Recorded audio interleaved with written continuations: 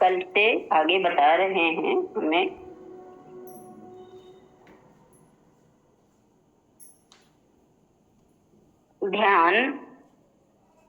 ध्यान एकाग्रता नहीं है,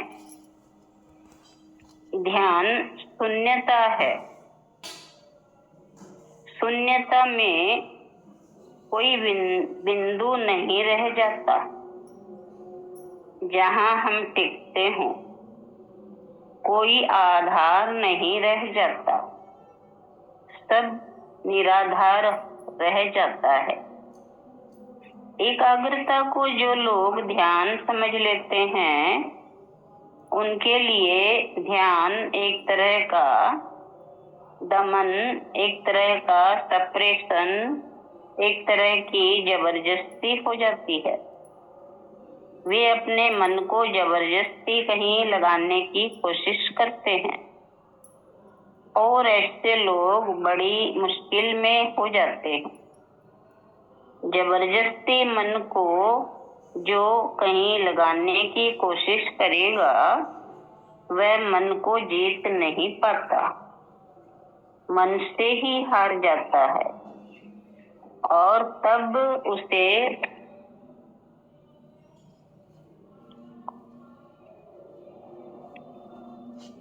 व्यक्ति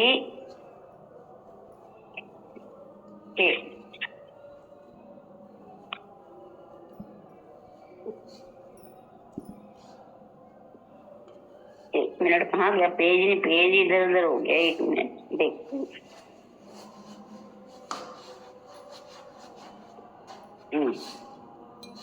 और तब उसे लगता है मेरे पापों के कारण न मालूम क्यों मेरी स्थिति खराब है, इसलिए मुझे ध्यान उपलब्ध नहीं होता। वह गलत रास्ते पर चल रहा है, इसीलिए ध्यान उपलब्ध नहीं हो रहा।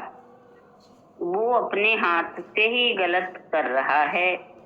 मन के भीतर जो व्यक्ति द्वंद करेगा, कॉन्फ्लिक्ट करेगा, लड़ेगा, वो अपने को दो हिस्सों में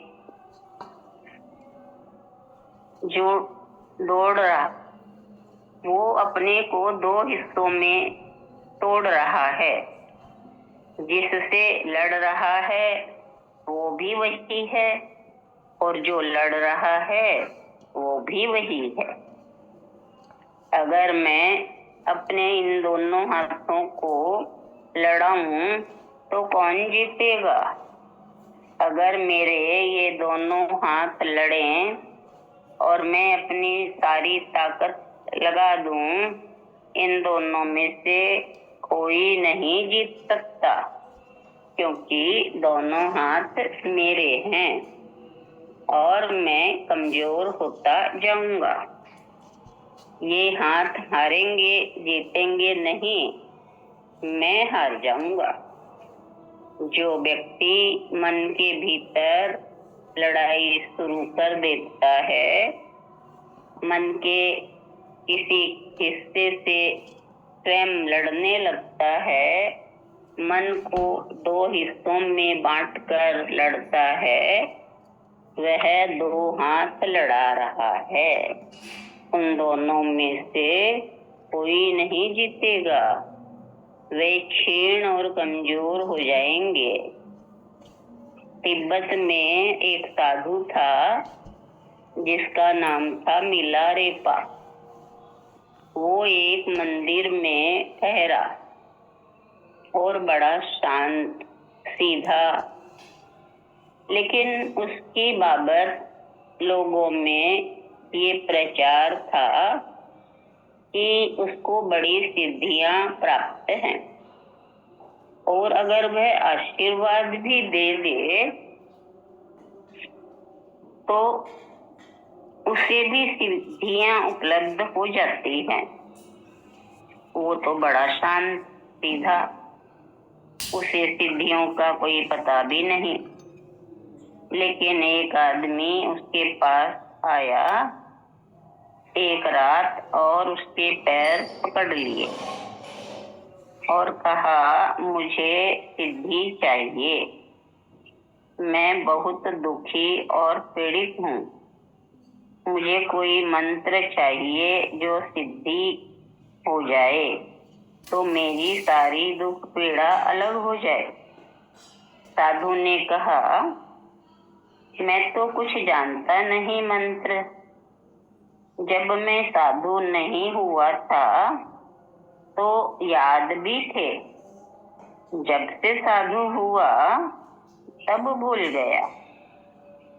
पहले भगवान का नाम भी जानता था, जब से साधु हुआ वो भी छूट गया। पहले कुछ मन में चिंतन भी करता था, जब से साधु हुआ वो भी छूट गया। पहले कुछ धर्म शास्त्र बांध कर चलता था, साधु हुआ तो उनको नदी में डाल दिया। अब अपने पास कुछ भी नहीं है, मैं खाली आदमी हूँ। मुझे कहो तो मैं तुम्हारे साथ चलूं। बाकी और कुछ भी मेरे पास देने को नहीं है। उस व्यक्ति ने पीछा नहीं छोड़ा। बोला, मैं यहीं बैठा रहूंगा, कल भूखा रहूंगा, तब तक नहीं उठूंगा जब तक मुझे मंत्र ना दे दें। साधु बड़ा हैरान हुआ। अंततः उसने एक कागज पर 4 पंक्तियां लिखकर दी और उसको कहा कि तुम ये ले जाओ और रात एकांत में बैठकर 5 दफे इनका पाठ कर लेना। जैसे ही तुम इनका 5 दफे पाठ पूरा कर लोगे, तुम में से कुछ शक्तियां जाग जाएंगी। फिर तुम इन शक्तियों से जो चाहो करा लेना। वो आदमी कागज लेकर भागा। वह पैर छूना भी भूल गया। जाते वक्त धन्यवाद देना भी भूल गया, क्योंकि उसे ख्याल भी न रहा कि धन्यवाद भी देना है। लेकिन वह सीढ़ियां उतर रहा था तो साधु ने कहा, ठहरो, 2 भूलें हो गई। तुमने मुझे धन्यवाद नहीं दिया और एक शर्त मुझे बतानी थी, वह मैं नहीं बता पाया। एक शर्त मुझे मेरे गुरु ने कही थी कि इस मंत्र को पढ़ते वक्त बंदर का स्मरण नहीं आना चाहिए। तो 5 दफे पढ़ना, लेकिन बंदर का स्मरण न आए। आदमी बोला, मुझे कभी जीवन में बंदर का स्मरण नहीं आया, जो इसको 5 दफा पढ़ने से आएगा। वो भागा, लेकिन पूरी सीढ़ियां भी नहीं उतर पाया कि बंदर का स्मरण आना शुरू हो गया। मंदिर की बड़ी सीढ़ियां थी। जब नीचे उतरा तो उसने देखा कि उसके मन में तो बंदर का ख्याल और चित्र आ रहा है। घबरा गया। उसने उनको बहुत छितराने की, हटाने की कोशिश की, लेकिन जैसे जैसे वह हटाने लगता और भी बंदर उसे याद आने लगे।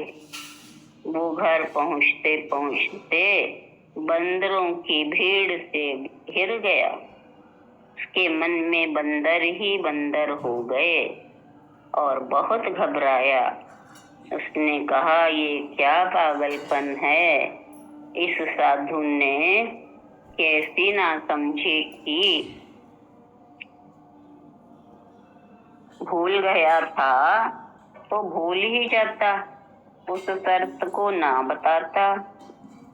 उसने रात भर कोशिश की, बार बार स्नान किया, भगवान से प्रार्थना की, बार बार बैठा, कोई प्रयोजन हल न हुआ। उसके मन में बंदर ही बंदर हो गए। वो सुबह वापस आया, उसने वो मंत्र का कागज लौटा दिया साधु को। इस जन्म में असंभव है, अब अगले जन्म में ही संभव हो सकता है, वह भी तब जब सत्य न बताइएगा। इतना ही ले लेते हैं।